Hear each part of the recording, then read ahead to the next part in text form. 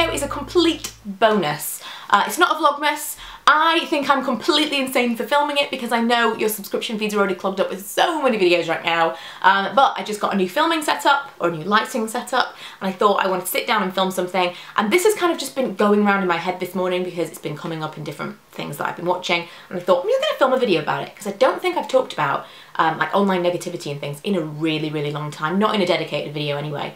There's a reason for that, actually. And we'll get into like the whole of everything, but the main reason that I don't talk about it is because I think the more you talk about it, the more it comes to you. It's kind of a law of attraction situation. And I kind of learned this the hard way because once upon a time, the way I started out on YouTube, once upon a time, when I was in the early stages, I got a lot of mean comments. It kind of went backwards for me because as my channel grew, the mean comments dropped off a little bit, and I never ever worry about the comments on my videos, never. The most someone can say, you know, is going to be like something negative about the way I look or the video itself. I don't care about that. The mean stuff that people said that really hurt me at the time was like family related, really personal stuff. And it was really bizarre. It put me off vlogging and being really candid for a very long time. But I'm going to say a very long time. I've been YouTubing for like, it's like 7.5 years. It's like 8 years in April or something. So this is over a long period of time that I've come to a kind of zen-like feeling about it.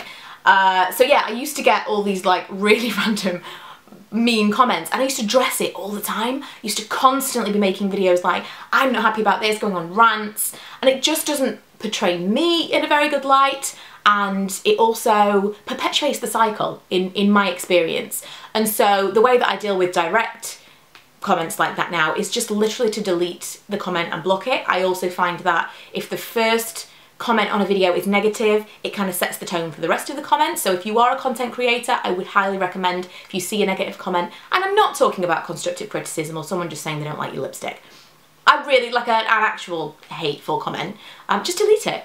I know it's hard to want to respond, it's not a good idea. I know that my personality is that I would continue to go back and check not only if they'd responded, but if anyone had liked that comment, and it kind of would consume me, so I delete it and block it and forget it ever happened. So from a direct perspective, I never addressed it, I never respond, try not to respond, and I just kind of get rid of it. That I find to be quite easy to deal with now, and I do think that once you start doing that, it kind of goes away. It's not something that I really suffer with now.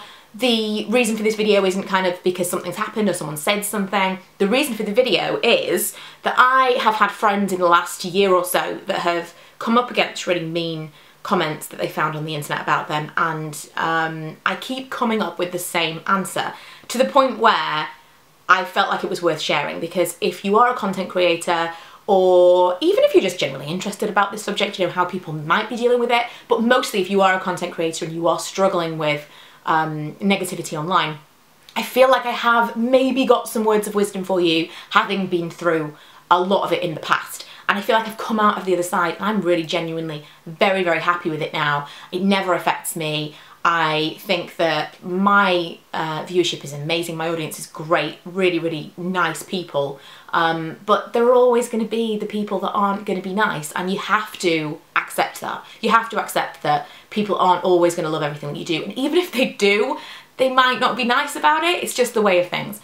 And I don't know if it's because Christmas can sometimes bring out the worst in people, and with people posting every day and posting really a lot of their lives because of Vlogmas, because we've got constant uploads, and so things are scrutinised. People are just kind of a little bit more highly strung at Christmas. Everyone's on, like, they're feeling quite emotional for whatever reason, and it goes both ways. So both the commenter might be leaving more aggressive comments than they usually would be because they've had a bad day, or the person that's receiving the comment could not be in the right place to receive it because they are really stressed as well because it's Christmas. These things happen.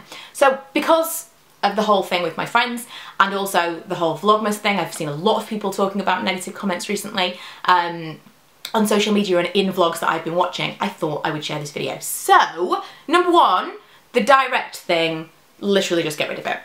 If it's come to you, you can kind of control it a little bit. I know you have to read it, but then you can get rid of it. And I find that that is the best way to deal with it. And I know it's difficult, I know.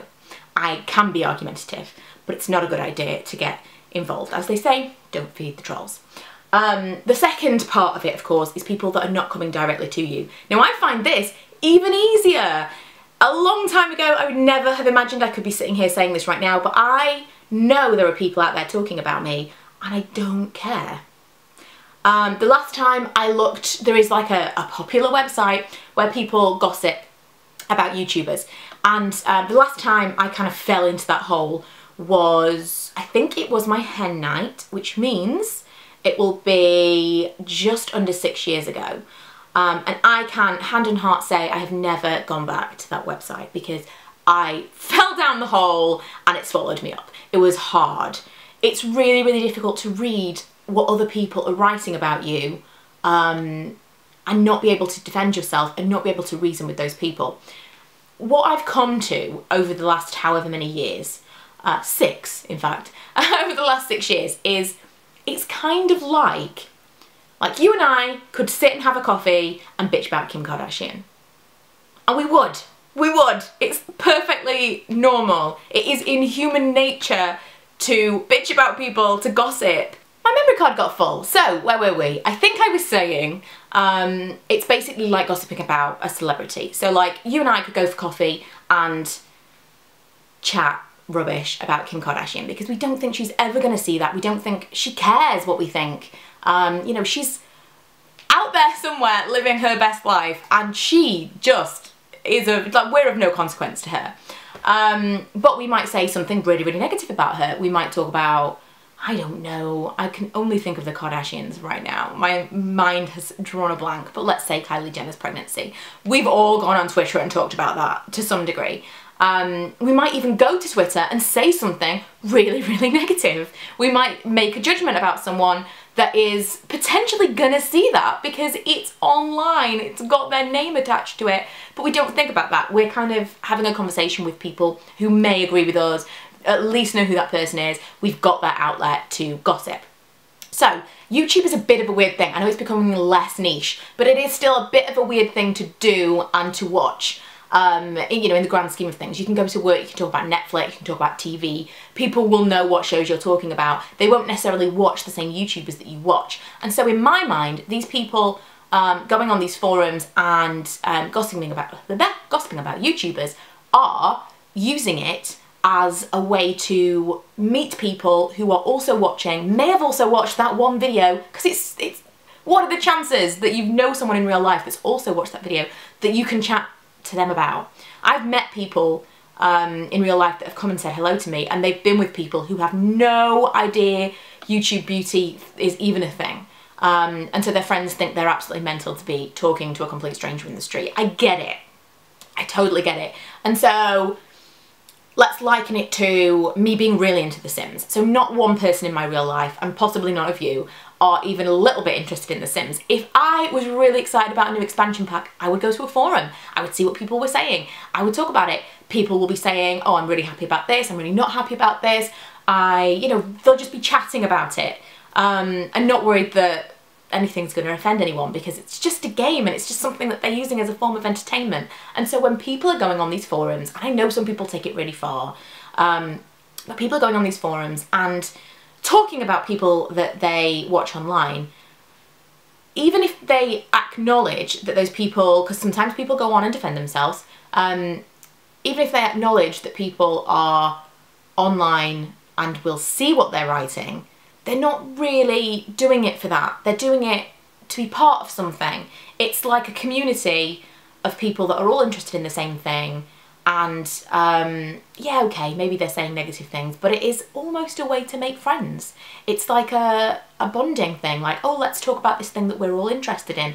And I completely can make my peace with it when you put it in that context, because that could be me. I could do that in a different, about something different, but I could do that, and I can see myself in that position saying some of these things. Maybe not to the extremes that some people do, but I can see myself there. And so anyone that is watching this that is struggling with the fact that somewhere online, whether it be Twitter, whether it be different social media, whether it be a forum, somewhere online someone is saying something negative about you that you don't know in real life, kind of let them have it. If that's what they do, if that's their hobby, it doesn't really matter in my opinion. Obviously, you kind of have to come to that by yourself, because if you'd said that to me 6 years ago, I would have felt differently. I was like very upset all that time ago, and now I kind of see it as water cooler gossip. You know, we all have that friend who's got something really, really in common with us. You know, we both watch the same show, or we both whatever.